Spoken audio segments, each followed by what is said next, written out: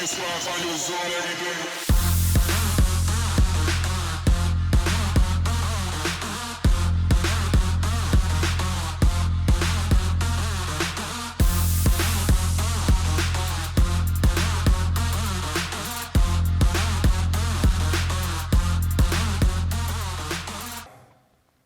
So we're going to continue a little bit. Last week, Pastor Kendall stepped in and took on blowing smoke. That was the topic for week 2. Did an awesome job. If you haven't seen it yet, it's on Facebook. It's also on the YouTube channel. Go back and check it out. It's an awesome message. And I'm so excited we had it set up to the point where we were able to share that last week when we weren't able to meet together. So we're going to continue that this week, blowing smoke. We're going to look at it a little different angle because I'm a little weird when it comes to these things. And so I'm going to go ahead and go out on a limb and bet that if I were to pull 3 T-shirts out of any man in this room's laundry basket, that I could tell you 3 interests, 3 things they're a fan of. I could tell you 3 things about them without fail. It's almost a assured thing. So that's what I'm going to do. I'm going to pull out a couple of shirts from my laundry basket, and we're going to talk about it a little bit. So, first one I got is a Deca Fit, Deca Mark Earn t-shirt. So what this is, it's an event we actually went to a couple weeks ago. It's a fitness event. You do these crazy workout things. You get a time, and it's called a Deca Mark. What this shirt signifies is in that moment, I was fit enough and capable of accomplishing a task. When I wear that, I've earned my mark. So whenever you, as a Deca Fit person, have finished that, you've also earned your mark. You understand what it took to accomplish that. I understand what it took to accomplish that. We understand together the difficulty that we endured. Second one I got. Now I'm going to go ahead and say, I've worn this shirt one time. I'm not man enough to walk around in a hockey jersey. Let's just be real honest. It takes a certain breed. I'm telling you, I can't do it. I'm not man enough. If you don't know, this is the Chicago Blackhawks. It's also Patrick Kane. Patrick Kane is probably the greatest American-born hockey player, in my opinion at least, if not everyone else's. If you don't know, most hockey players in the NHL aren't from America. That's news. A lot of Eastern Bloc Russians and Canadians in the league. But what this shows is that I have a fandom. I have an allegiance. It's the same as that Razorback t-shirt that y'all all wear. If a Razorback t-shirt enters my home, they go to Goodwill or Grandma's house. That's where they all belong. If y'all are curious and confused, Boomer Sooner. But anyway... But this says a couple of things when I walk down the street. This says I'm a fan. This says I have an allegiance. This says I have a community and a group of people that I align with, that we agree on this idea of Blackhawks hockey. If you're curious, we won a couple games, and holy crap, that's a lot of losses. Last shirt I got for you. That's a disc golf hoodie. Disc golf is an interesting sport. If you don't know anything about it, you throw a plastic disc at a cage from about 300 to 1,000 feet. It's pretty hard. It's interesting. I've been playing since I was an early teen. My youth minister actually introduced it to me when I was probably 12 or 13. And when I stopped playing in my teen years, there was 2 disc manufacturing companies. The pro guys lived in the trunk of their Camrys for about 6 months out of the year as they drove around the country throwing plastic discs. I come back about 10 years later. There's now millionaires making money from playing disc golf. There's 20 disc manufacturers, and you can go broke real quick trying to find which disc you like best. I'm trying my hardest. My wife keeps me in line every now and then. So what does it have to do with anything? Tonight we're going to take a look at what it looks like to live out loud for Christ, or what I'm calling live out loud for Christ. So what this is, we're talking about living in a way without using our words. Those around us know that we're living for Him, that Jesus is our focus and that He is the goal of our day. Let's dive us into Moses. We're going to look at Numbers 21, 6 through 7. Then the Lord sent fiery serpents among the people, and they bit the people, so that many people of Israel died. So the people came to Moses and said, "We have sinned because we have spoken against the Lord and against you. Intercede with the Lord that he will remove the serpents from us. And Moses interceded for the people. This stood out to me for a couple of reasons. One, people identify Moses with God in this instance. If you look, we have sinned because we have spoken against the Lord and against you.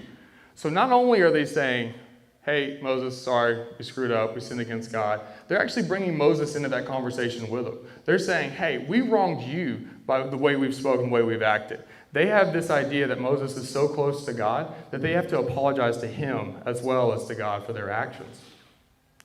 2, Moses is close enough to God that he actually was able to step in and help them when they've screwed up.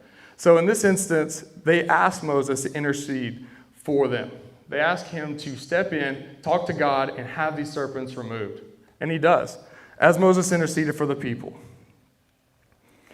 Third, and I think this is the most important to me, it stood out, is that Moses lives in this way that his proximity to God is so close that it's undeniable to everyone around him. The way we live our life, the energy where we utilize our energy, good or bad, to those around us, shows our proximity to God. Just like if I'm walking down the street in this Hawks jersey, man, that's a bright red jersey. I'm going to stand out for sure. Yeah, and told you, not man enough to put that thing on. But it's going to tell you.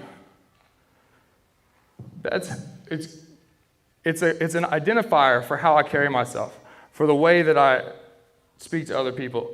If I wear this Decamark shirt, it's going to show people by my actions, the way that I interact, the way that I live for Christ. And if I wear this disc golf hoodie, you may know what this is, and we may have an awesome conversation about the last round you played, but you may have no clue what this is, and we have a cool conversation about learning what this new sport is. That's a good opportunity. Maybe you have that opportunity to have that conversation about Christ with that person who doesn't know what's going on. So I got another shirt for you. This is a letter shirt. Anybody else Greek by chance in a fraternity? There we go. 2 of us. That's about right. So this is a Greek letter shirt. Pi Kappa Alpha was the fraternity that I joined.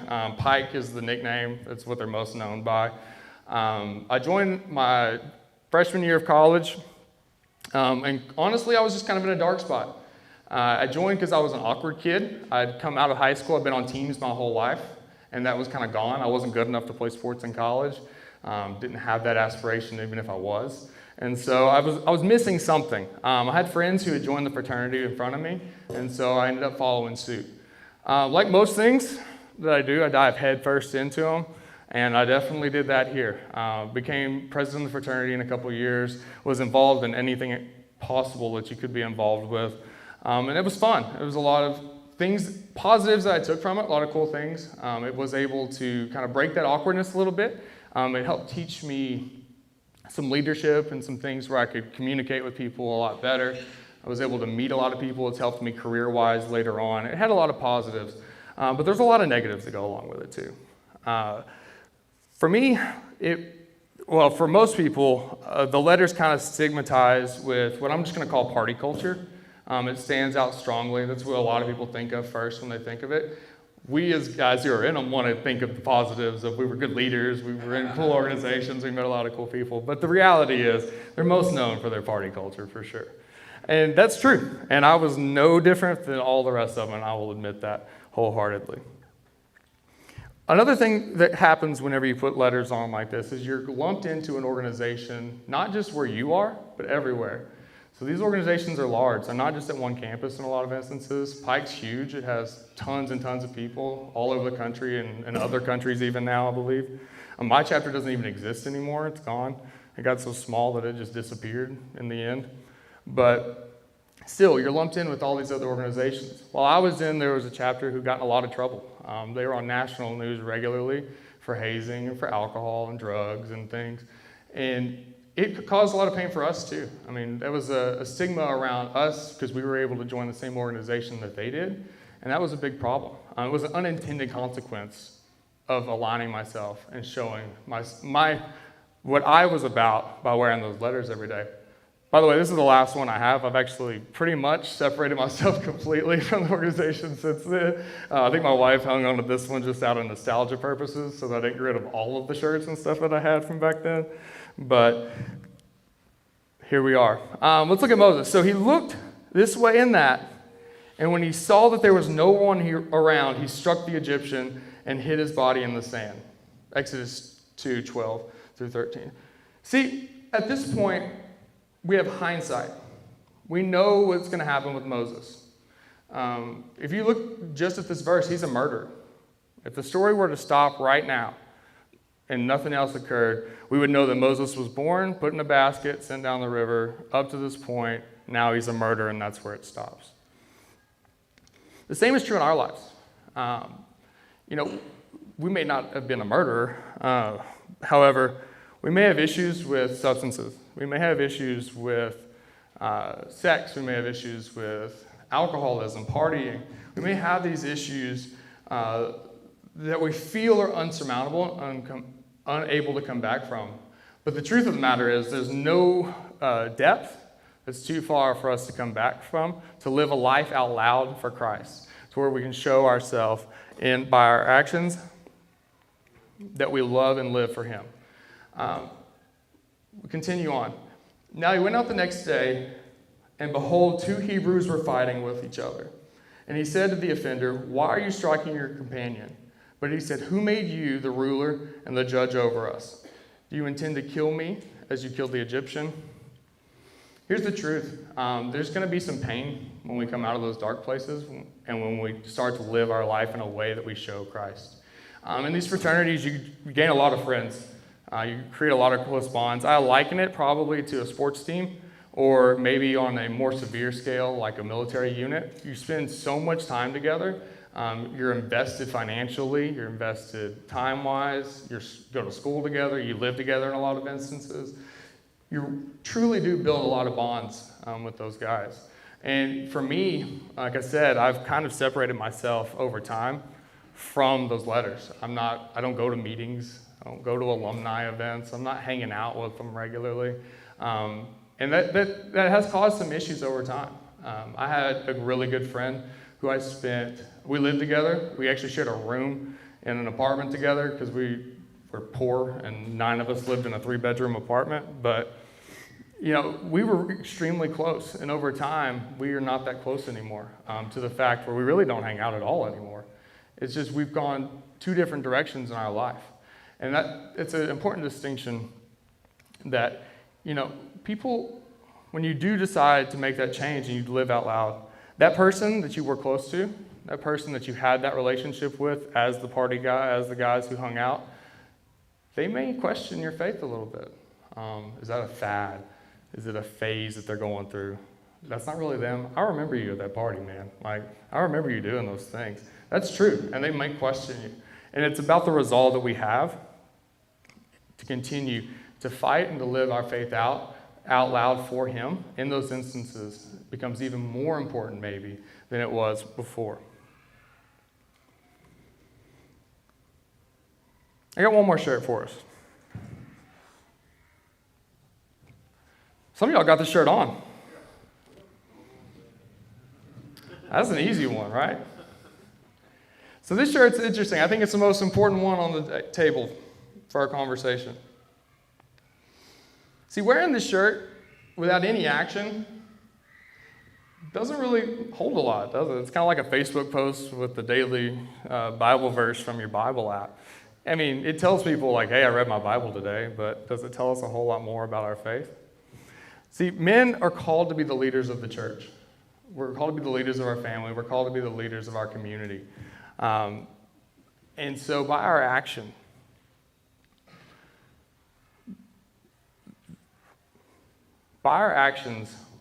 this emblem, this shirt, this logo, should stand out to the community as an ideal that, hey, if this happens, or if we're in this situation, I can go to that guy. I know what he's about. I know that. Moses listened to his father-in-law's advice, followed his suggestions. He chose men from all over Israel and appointed them as leaders over the people. He put them in charge of groups of 1,000, 100, 50, and 10. These men were always available to solve the people's common disputes. They brought about major cases to Moses, but they took care of smaller matters themselves. Exodus 18:24 through 26. See, I think of this shirt a lot like this jersey again. When I put that jersey on, I'm never getting on the ice and playing hockey for the Blackhawks. When I wear it, it's pretty clear that I'm just a fan. If we just walk around wearing a black Pointman shirt, it doesn't really tell us a lot about what we got going on. It just tells us that we like the group. We liked them enough to spend $20 on a cool t-shirt. That's really all it says. I feel like in 2022, there's a lot of issues going on around us at all times. There's probably less Christians now, I think, than ever. It feels that way, at least. It feels harder to have frank conversations about faith a lot of times. Roles in workplaces, roles of society in general make it extremely difficult to be open about your faith. So in that instance, it becomes even more important to live by our actions, to show our faith through the way that we interact with one another on a daily basis. It'd be really cool if we could take this shirt and it be that beacon in the community. It could be that focus that people, when people see it, they say, hey, I know that guy. I know what his values are. I know what he's about. Instead of just saying, oh, that's cool. They go to a men's group. They hang out together once a week. They have fish fry on the 21st at 11 to 1, $12. You can buy your tickets online. It's going to be a lot of fun. And those things are great. Don't get me wrong. Like, for us to come together like this is awesome. And the ability to do so is awesome as well. We have the resources and the ability to do it, and that's great. But it's really important that we live for more than that. We have plenty of fans in the stands for Christ. There's not a lot of guys willing to get in the game. And I think it's important, and my challenge for us tonight is that we live in a way that this shirt stands out, that it becomes that beacon, if not just in our families, that our kids look to us and they see that shirt and they know what it's about, or that we do it for the church, that our church looks at it. When they need kids, volunteers, that we volunteer in kids. When they need people to build things for the sets in the lobby, that we're able to do that. That's a calling as men, for men as leaders of the church, to step into those roles and fill those voids. You see, the people brought common disputes to these men. Major disputes went to Moses, but they brought those common disputes to these men. Let's think about it by our actions. Our common actions, it's pretty easy to spend an hour with kids. I did it on Sunday. Trust me, it's hard. I did 3rd through 5th grade, and they will try your patience. They will say things to you.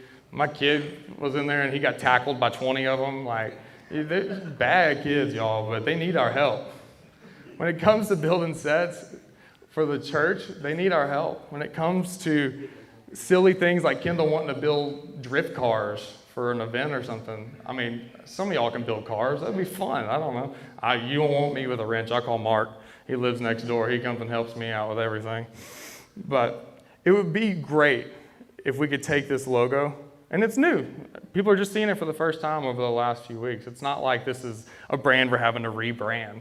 You know, this is something that people are new to. This is something people are learning about. Let's take it and let's turn it into that thing it's meant to be. Let's take it and turn our actions as men, and let's use them for the church. Let's use them for our community. Let's be the beacon when we're at Walmart. Let's not yell at the people at the stoplight. You know, let's simple things. Let's do these things that we can do as men to be the leaders and to live out loud for Christ in that way. Like I said, we got plenty of fans for Christ. We need some guys to step off the sideline and hop in the game. All right, let me pray with y'all. God, I pray for these men, Lord, that they take this, Lord, they take this challenge to live in a way where they can glorify you by their actions, Lord. That they take this Pointman logo, they take this organization, they take this group of men together, this ministry, and we reach people in our home, we reach those in our church, we reach those in our community by our actions, by our willingness to do the things that leaders are called to do. As every man in this room is called to be the leader in those instances, Lord. God, I pray for these men that they don't have doubt because of their past, Lord, that they have confidence in you to know the right things to say, the right things to do, Lord. And we don't always know what to say. And hard times, God, but that they turn to you and that they love you and focus their life to live out for you. I ask these things in your name. Amen.